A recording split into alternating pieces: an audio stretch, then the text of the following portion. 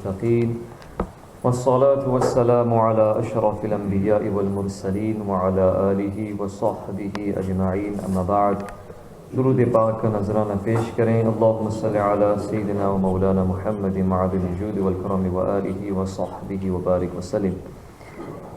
امام غزالی رحمۃ اللہ تعالی علیہ کی آخری تصنیف منہاج العابدین میں سے تقویٰ کے حوالے سے بہت ساری باتیں آپ نے سماعت فرمائی، اور بالخصوص آنکھ، کان اور دیگر اعضاء جسمانی کی کس طریقے سے ہم گناہوں سے حفاظت کر سکتے ہیں، کس طریقے سے ہم تقویٰ حاصل کر سکتے ہیں، اس کے متعلق بھی آپ نے بہت ساری باتیں سماعت فرمائیں. آج بالخصوص زبان کے متعلق ہم اس کو کیسے گناہوں سے باز رکھ سکتے ہیں، اس کی نگہداشت اور حفاظت کیسے کر سکتے ہیں، اس کے بارے میں انشاءاللہ ہم گفتگو سماعت فرمائیں گے. بسم اللہ الرحمن الرحیم. فرماتے ہیں امام غزالی رحمۃ اللہ تعالی علیہ کہ پھر زبان کی حفاظت اور نگہداشت اور فضولیات اور لغویات سے اسے باز رکھنا بھی ضروری ہے، کیونکہ زیادہ سرکشی، حد سے تجاوز اور سب سے زیادہ فساد اور نقصان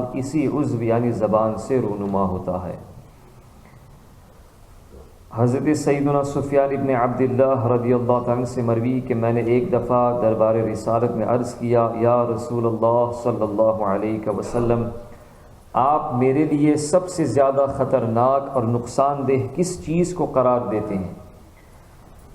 تو نبی کریم صلی اللہ علیہ وسلم نے اپنی زبان مبارک پکڑ کر اشارہ فرمایا کہ اسے یعنی زبان کا فتنہ اور زبان کا نقصان سب سے زیادہ ہے. لوگ بڑی آسانی سے اور ہلکا سمجھ کر کچھ کا کچھ کہہ دیتے ہیں، حالانکہ حدیث شریف میں آتا ہے کہ آدمی کوئی ایسا جملہ کہہ دیتا ہے، ایسی بات کہہ دیتا ہے، اس کی طرف اس کا ذہن بھی نہیں جاتا، اس کو بہت معمولی سمجھتا ہے، حالانکہ اس کی وجہ سے وہ اوندھا منہ جہنم میں ڈال دیا جائے گا. حضرت یونس ابن عبداللہ قدس اللہ سرہ فرماتے ہیں کہ میرا نفس بصرے جیسے گرم شہر میں سخت گرمی کے دنوں میں روزہ رکھنے کی طاقت تو رکھتا ہے، لیکن فضول گوئی سے زبان کو روکنے کی طاقت نہیں رکھتا. یعنی اس کو زبان کو کنٹرول کرنا یہ بہت مشکل کام ہے، محال نہیں ہے لیکن بہت مجاہدات کرنے پڑتے ہیں. تو معلوم ہوا کہ زبان سب سے زیادہ ضرر رساں اور خطرناک ہے، لہٰذا اس کی حفاظت بہت ضروری ہے اور اس پر کنٹرول کرنے کے لیے بڑی کوشش اور جد و جہد کی ضرورت ہے. ہم یہاں اس کی حفاظت کے 3 اصول بیان کرتے ہیں. پہلا اصول زبان کی حفاظت کا کیا ہے؟ یہ وہ ہے کہ جو سیدنا حضرت ابو سعید خدری رضی اللہ عنہ سے مروی کہ انسان روزانہ صبح جب بیدار ہوتا ہے، جب آپ مارننگ میں نیند سے اٹھتے ہیں، تو تمام اعضاء زبان سے مخاطب ہو کر اسے اس امر کی تاکید کرتے ہیں کہ دن کو درستی اور صداقت پر قائم رہنا اور بیہودہ اور فضول گوئی سے بچے رہنا. تمام اعضاء جسمانی، آنکھ، کان، پیر، ہاتھ، یہ ہاتھ جوڑ کر زبان سے عرض کرتے ہیں کہ تو سیدھی رہنا اور فضول گوئی سے بچے رہنا، کیونکہ اگر تو درست اور ٹھیک رہے گی تو ہم بھی درست رہیں گے، اور اگر تو کج روی کے راستے پر چلے گی تو ہم بھی کج روی کے راستے پر چل پڑیں گے. یعنی تو اگر سلامتی والی ہے تو ہم بھی سلامت، لیکن اگر تو ضرر رسا اور ہلاکت خیز جگہوں پہ چلی جائے گی تو ہم بھی ہلاک ہو جائیں گے. میں کہتا ہوں کہ اس کلام کے معنی یہ ہیں کہ زبان کی اچھی بری باتیں انسانی جسم کے تمام ہی اعضاء پر اثر انداز ہوتی ہیں، اس کا ایفیکٹ ہوتا ہے. اچھی باتیں تو مزید توفیق خداوندی کے حصول کا ذریعہ بنتی ہیں اور بری ذلت و خواری کا باعث. اس سلسلے میں سیدنا مالک بن دینار رضی اللہ عنہ سے جو منقول ہے وہ بھی اس معنی کی تائید کرتا ہے. آپ فرماتے ہیں اذا رأيت قساوة في قلبك ووهنا في بدنك وحرمان في رزقك فاعلم انك قد تكلمت فيما لا يعنيك. کتنی بڑی بات آپ نے فرمائی.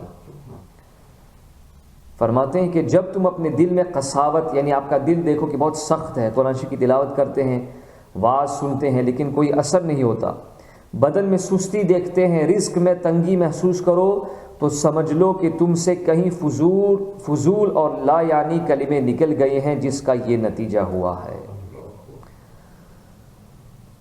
دوسرا اصول یہ ہے کہ وقت بہت قیمتی چیز ہے، اس کی قدر کرنا بہت ضروری ہے، اور ذکر الہی کے سوا اکثر اوقات بندے سے لغو اور بیکار باتیں ہو جاتی ہیں اور ان میں پڑھ کر وقت ضائع ہو جاتا ہے۔ سیدنا حسان بن سنان رحمۃ اللہ علیہ سے مروی کہ آپ ایک بالا خانے کے پاس سے گزرے تو اس کے مالک سے دریافت کیا، یہ بالا خانہ بالکنی بنائے تمہیں کتنا عرصہ گزرا ہے؟ یہ سوال کرنے کے بعد آپ دل میں سخت نادم ہوئے اور نفس سے مخاطب ہو کر ملامت کی۔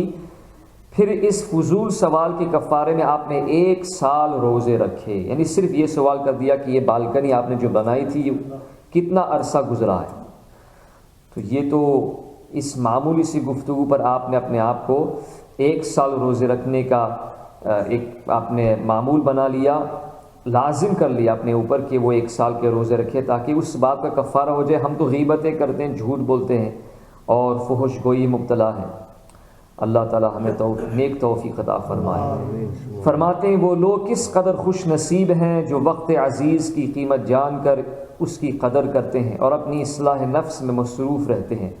کتنے بد قسمت اور احمق وہ لوگ ہیں جنہوں نے زبان کی لگام ڈھیلی چھوڑ رکھی ہے اور لغویات میں مشغول رہتے ہیں۔ کسی شاعر نے کیا ہی اچھا کہا ہے، اغتنم رکعتین فی ظلمۃ اللیل اذا کنت خالیا مستریحا وَإِذَا هَمَمْتَ بِاللَّغْوِ فِي الْبَاطِلِ فَاجْعَلْ مَكَانَهُ تَسْبِيحًا لُزُومُ السُّكُوتِ خَيْرٌ مِّنَ النُّطْقِ وَإِن كُنتَ فِي الْكَلَامِ فَصِيحًا۔ فرماتے ہیں جب تمہارا دل دنیاوی تفکرات سے خالی اور راحت میں ہو تو ایسے وقت کو غنیمت جانو اور رات کی تاریکی میں نوافل میں مصروف رہو۔ لوگ کہتے ہیں ہمارے پاس جو فضول ٹائم ہوتا ہے اس میں وہ لوگ پھر طرح طرح کی باتیں کرتے ہیں، تو اس کے بجائے ہمیں دین کی طرف اور اللہ تعالیٰ کی طرف، اس کی عبادت کی طرف مائل ہونا چاہیے۔ اور اگر کسی وقت لغو و باطل سخن زبان سے نکالنے لگو تو زبان کو اس سے روک لو اور اس کی جگہ اللہ تعالیٰ کی تسبیح اور تقدیس زبان سے ادا کرو۔ سبحان اللہ کہو، الحمدللہ کہو، لا الہ الا اللہ پڑھو، درود شریف پڑھو، کیونکہ لغو و باطل گفتگو سے سکوت اور خاموشی ضروری ہے، اگرچہ تم کتنے ہی صاف زبان کیوں نہ ہو۔ تیسرا اصول بیان فرماتے ہیں کہ حفظ زبان سے اعمال صالحہ کی حفاظت ہوتی ہے، کیونکہ جو شخص زبان کی نگہداشت نہیں کرتا، زبان کی حفاظت نہیں کرتا، بلکہ ہر وقت گفتگو میں مصروف رہتا ہے تو لا محالہ ایسا شخص لوگوں کی غیبت میں مبتلا ہو جاتا ہے۔ مشہور فقرہ ہے من کثر لغطہ کثر غلطہ، یعنی زیادہ گو، زیادہ بولنے والا زیادہ غلطیاں کرتا ہے۔ اور غیبت اعمال صالحہ کو اس طرح تباہ کرتی ہے جس طرح آسمانی بجلی، یعنی جیسے آسمانی بجلی آ کر وہ کھیت کو بھی تباہ کر دیتی ہے، یا ہو سکتا ہے اس سے مکانات بھی تباہ و برباد ہو جاتے ہیں، اسی طریقے سے غیبت کی وجہ سے ہمارے نیک اعمال برباد ہو جاتے ہیں۔ اور غیبت کرنے والے آدمی کے اعمال اس طرح ضائع ہوتے ہیں جس طرح وہ منجنیق، ایک طرح کی جو توپ ہوتی ہے، اس میں رکھ کر مشرق و مغرب اور جنوب و شمال میں پھینک دیے جائیں۔ اللہ اکبر۔ منقول ہے کہ سیدنا امام حسن بصری رحمۃ اللہ علیہ کو کسی شخص نے کہا کہ فلاں شخص نے آپ کی غیبت کی ہے، تو آپ نے غیبت کرنے والے آدمی کو کھجوروں ایک کا بھرا ہوا ایک تھال تحفے میں دیا، روانہ کیا۔ کس کو؟ جس نے آپ کی غیبت کی تھی، اور ساتھ ہی کہلا بھیجا کہ سنا ہے کہ تو نے مجھے اپنی نیکیاں تحفے میں دی ہیں، آپ کا شکریہ کہ آپ نے مجھے اپنی نیکیاں دی ہیں، تو میں نے اس کا معاوضہ آپ کو دنیا میں ہی دینا بہتر جانا۔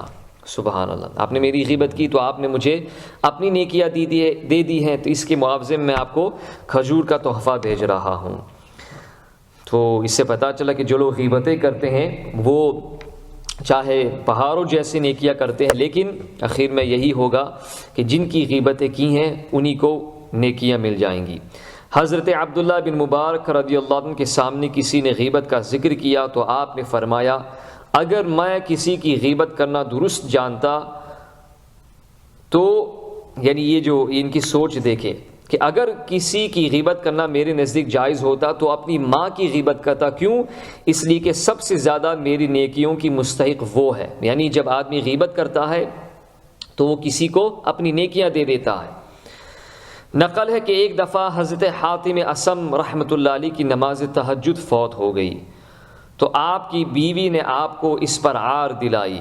آپ نے جواب دیا کہ گزشتہ شب ایک جماعت ساری رات نوافل میں مصروف رہی اور صبح انہوں نے میری غیبت کی ہے، تو ان کی اس رات کی پوری عبادت قیامت کے روز میرے اعمال کی ترازو میں رکھ دی جائے گی۔ سبحان اللہ، یعنی سبحان اللہ بھی اور استغفر اللہ بھی، کیونکہ دونوں طرف سے غیبت تو ہم کرتے بھی ہیں اور ہماری بھی غیبت کی جاتی ہے، تو اللہ تعالی ہمیں غیبت سے محفوظ رکھے۔ بہت بری بات ہے، اللہ تعالی چاہے نجی مجلسیں ہوں چاہے دوستوں کی محفلیں ہوں، اللہ تعالی اسے پاک اور صاف رکھنے کی ہمیں توفیق عطا فرمائے۔ باقی جو دو اور اصول بیان کیے ہیں انشاءاللہ وہ اگلے درس میں پیش کیے جائیں گے۔ رب ذوالجلال ہم سب کو اپنی زبانوں کی حفاظت کرنے کی توفیق عطا فرمائے۔ ارحم الراحمین ہم سب کو جو اس نے زبان اور نطق کی نعمت عطا فرمائی، اس سے اس کا زیادہ سے زیادہ ذکر کرنے اور اس کے پیارے حبیب صلی اللہ علیہ وسلم پر کثرت کے ساتھ درود و سلام پڑھنے کی ہم سب کو توفیق عطا